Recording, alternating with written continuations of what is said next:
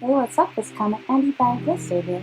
For this video, obviously as the title suggests, I'm giving you my own personal opinion on why I do not recommend starting off with an apartment in Japan, particularly for those of you that are coming to Japan as college students or language school students. Excuse me, that always happens when I'm recording a video. Okay, maybe I should turn that off. Back on subject. My biggest reason is, in my opinion, it is both a isolating thing to do, and it is not a great idea because you don't understand Japan. Like, no matter how well you speak Japanese, no matter how much you know about Japanese culture, taking on your own apartment is a lot of responsibility, and because you don't understand how bills are, how much they should be, etc., it's really easy for you to get scammed, to fall behind on stuff, to not understand how things should be set up and paid, and thus I would suggest you should start off with a dormitory. And I wouldn't even say like one of those little shared apartment type things where you have your own apartment, but there's a few common, things that you share, like the washer and dryer or the bathrooms, etc. And I'm going to get into that. So, the reason why I recommend starting off in a dorm, coming from a person that hates sharing their space with strangers, is because, as I've said in my other video, it's great for making friends. The last thing you want is to feel isolated and alone here in Japan, especially if you're someone that does not have Japanese fluency under your belt. Even if you can speak Japanese fluently, you're probably coming here without any friends. And if you're already a social butterfly and you have a ton of pen pals, what if you fall out with those friends? And who doesn't want or need more friends? Not to mention, again, if you're someone that likes to socialize, why would you want to put yourself in a room by yourself? You're brand new to this country, and you definitely want to get to know people right away. The best way to do that is by living in a dorm. Because you are in a foreign country, it's going to be similar to like how a hostel is.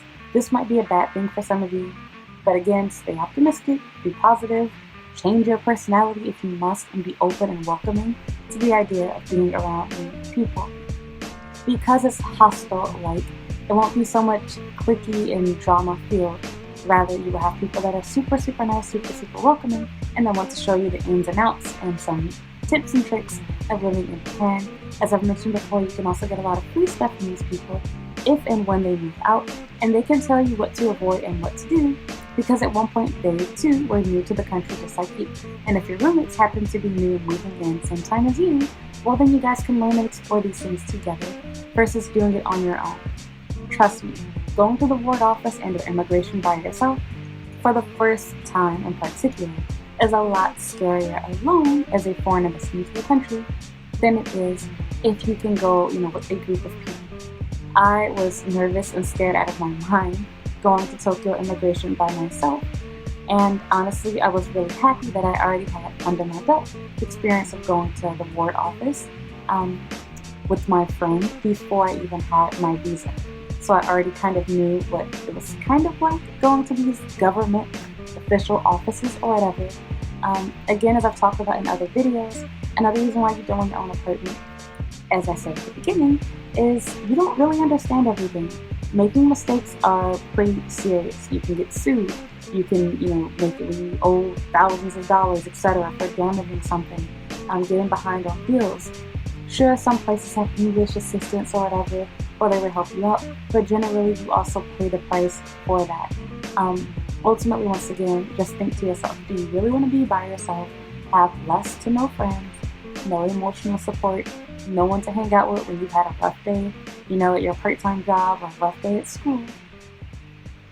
Do you? Maybe not. Also, again, like if you're someone that's socially awkward, it's hard for you to make friends, you really do want to live inside of a dorm-like setting, and you will also save money. It helps prepare you for having your own place, not just financially, but mentally. You think you're ready for your own place. Maybe you've never had your own place in your home country. You think you're ready to be an adult and be able to fuck whoever you want to in those kitchen counters. Well, before you get ahead of yourself, remember, when you do actually get your own place, it's not going to be what you think it's going to be.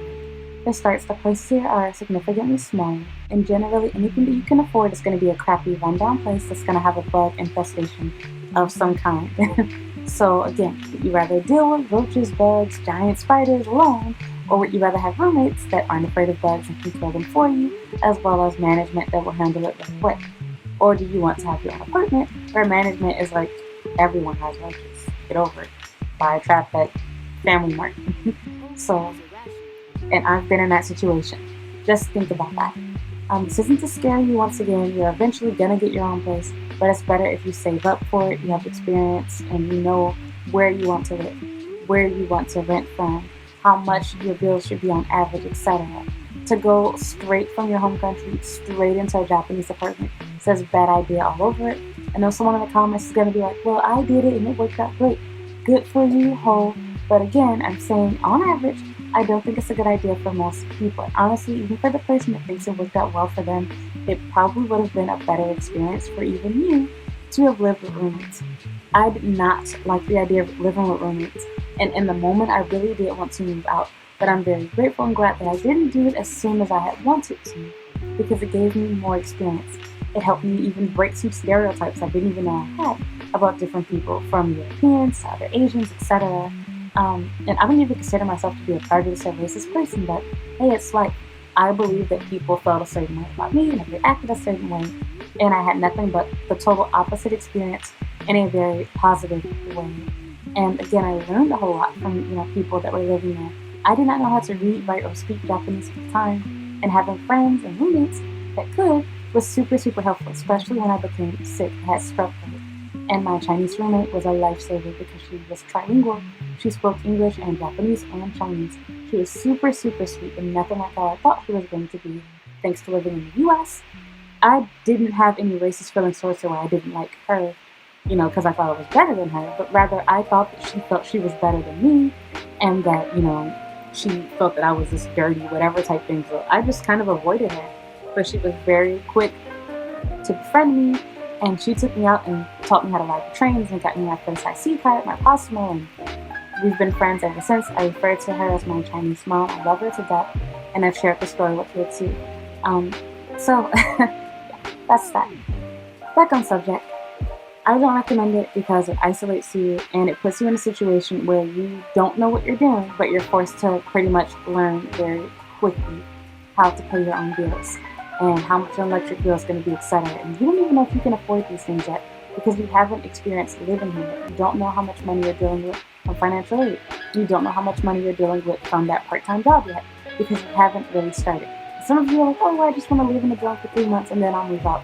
To me, even that's a bad idea. I suggest you give yourself a full year and at least 6 months, in my opinion. I think you need enough time to experience a couple of different seasons and see how things go in your area. And then, and only then, after you've had that experience under your belt, you've experienced a good chunk of the year in a dorm, living with other people, seeing what happens, during the bad weather and good weather and during festivals and holidays, etc. You understand how your kitchen works and how the bedroom is and different things like that, how the mail system works, where the post office is, grocery shopping. Once you've learned how to do all of these new Japanese things, then and only then do I think you are officially ready for your own place. But again, if you're, coming straight into Japan trying to get your own apartment, you're going to make a ton of mistakes. Not just with, accidentally pressing the wrong, button and using the garbage disposal type thing, but no. I mean living in the wrong area because you don't understand neighborhoods. Japan doesn't truly have bad neighborhoods like how we do in the US. Rather, they have the not so nice ones that are in rundown areas and are older and more likely to have, flooding issues and bug problems, etc. And, people that can just come in and out of the building and noise levels and smoking inside and all types of stuff that you don't really think of or expect because you didn't do your research and you're not familiar with the area. And unfortunately, a quick Google search normally doesn't tell you much about these places. Everything looks nice by the pictures. It takes living here, knowing people, talking to Japanese people to know that an area is bad, sketchy, or what's considered as not good. Living in a dorm gives you a peace of mind. You don't have to worry about your bills because they're included in your rent. You don't have to worry about making friends because you're always surrounded by people. There are, of course, some drawbacks. For example, you might have to share the TV, or you have to share a shower or a bathroom, or whatever the case may be. But it's ultimately worth it. And again, remind yourself it's a short-term fix. Your goal is to be in the country, not to have this big fancy apartment. And as I said before, at the end of the day, no one's going to really see your place but you. People don't normally invite people over for company unless they're trying to fuck them. And even then, there's love hotels for that. So if you are getting a place solely for your own sanity, like how I initially wanted to, I didn't even have a boyfriend at the time, you do still want to follow these rules. I still suggest staying in a dorm first, letting yourself test the waters, see how much money you're actually getting a month and compare it to what you can actually afford. Maybe you think, oh, I can pay $500 a month, but once you actually start working, you realize I can't work 30 hours a week. I have too much homework. I can only do 10 or 15. Well, can you really afford a $500 rent? No, you probably cannot. So maybe you should stay inside that $400 or $300, shared room dormitory that you have, and work your way up. After you graduate, once you get to a point where you can take less classes, maybe you can make some more money and thus afford a more expensive rent. Or maybe you'll make a best friend that you can split the rent with, or you might get a boyfriend, or whatever the case is. You can change things later. Don't feel like you have to have everything perfect when you first come to Japan. To me, that is a really big mistake. A lot of people come here and they think, oh my God, I have to have the perfect apartment. You need to have, a new apartment. It needs to have heated floors and, this, that, and the other. And it's like, that's not really a good idea or a good way to go about everything. Everything does not need to be perfect upon entering Japan. You will change furniture, you will change cities, you will change all different kinds of stuff about what you think you prefer and or like, and that's okay. But don't make permanent decisions. I know people that have purchased their furniture before they even step foot in Japan, and they already have it on the way, planning, to be there once they arrive. And it's like, why would you do crazy stuff like that? You don't know how long you're going to stay here, not just at this place, but even within the country. Why make big purchases like that? There are people that have decided that they want beds. Honestly, I still haven't purchased a bed for that very reason. I like the place that I'm in right now, but honestly, I know I don't plan to stay here forever. I'm not living in a nice neighborhood, and it has nothing to even do with the neighborhood. I just know I want a bigger place. I want my cats to be able to run around and roam freely, and they can't really do that here. My place is bigger than my last, but it's still kind of small, and it's not where I plan to live long term. Thus, I have no interest in personally buying a mattress. I have a really good futon, and I honestly feel like I'm getting more of the Japan experience by using the futon. And I like the fact that, I can fold up my bed and put it away and have that extra space, during the daytime. So having that option and flexibility, and it's much easier to ship and move versus an entire mattress where a truck is definitely needed. So again, I'll eventually buy one, but you get what I'm saying. So that's that. Again, there's pros and cons to everything. There's no perfect, place. There's no perfect doing, but it's the experience. For the overall experience, learning how to get around, learning how to do things by yourself, learning what Japan is like. For that reason, I don't suggest that anyone gets an apartment starting off here. Same thing goes for those social places. They're not really all that social because pretty much no one hangs out outside of their room. People will sit in the little lounge area for 2 seconds, generally to meet someone or some creepy guy trying to get a girlfriend, and that's pretty much it. You only see each other when you use that shower, and it's very small talk. Versus if you're in a full-on dormitory, you guys have everything shared. Thus, you're constantly interacting with people, constantly having to see each other. And while you might think, oh, things are going to get catty, there's going to be fights. Yeah, sure, there's possibility for those things. But no, honestly, it doesn't really work out that way. Instead, everyone becomes super close, super good friends with each other. There's going to be the occasional disagreement, occasional argument, whatever. That's life. But pretty much everyone will be an adult. It's not that big of a deal. Honestly, it's totally worth it. You will learn a lot from the people there. You will learn a lot from the house, from the staff, etc. And it gives you time to save and get what you truly want. And honestly, it makes you so much more grateful when you do get that space. When you do have that freedom to do whatever you want, have whoever you want over. It makes you so much more thankful and grateful for what you have because you didn't have these things before versus coming here and already having everything made. And in all honesty, with the exception of that one rich kid you're going to end up inevitably going to school with, everybody that you meet that does have their own apartment, they're living inside of a crappy rundown apartment in a bad neighborhood, and or they're working their butt off to afford it. Because all of your loan money, it seems like so much, it's going to be eaten up by your tuition. And if it's not being eaten up by your school's tuition, it's because you're not paying it. So, I do not suggest getting a nice, big, fancy apartment, even one that's within your budget. Because think of what you could do with that money that you're instead spending on rent to impress nobody but yourself. You're going to spend most of your time alone, not throwing big old house parties because you can't do that here in Japan.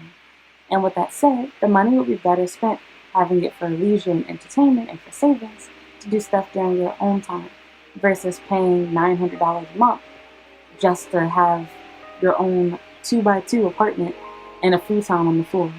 Whereas you can use that extra $400 to $500 to go out, for karaoke, to have yakiniku, to go on a nice date, to go sightseeing, all types of stuff, to go on a, little cruise in Japan, or, whatever, a helicopter ride. You're wasting your money, you're wasting your time trying to impress other people. Do what you want, do it for yourself. And again, I totally understand wanting your own space. Trust me, I couldn't wait to get out of that dorm. But when I look back on it, I'm super, super grateful for that experience. And honestly, I would do it all over again because it definitely did help me out a lot. I learned a lot about Japan without having to make mistakes because I had people that made those mistakes for me that taught me and told me what to do. And now I can share that information with you guys and tell you how to do these things and how to get this stuff done. So that's that. Thank you so much for watching. Hope you found this video a little bit helpful. I've made similar videos on this topic about housing in Japan. I have an entire playlist you can check out on housing in Japan as well as for college students in Japan. If you found this video helpful, please give me a like, leave a comment down below, and if you have not already, please subscribe to my YouTube channel. You can also follow me on Instagram and Twitter, and I have a Snapchat and Facebook page as well. Thank you so much for watching.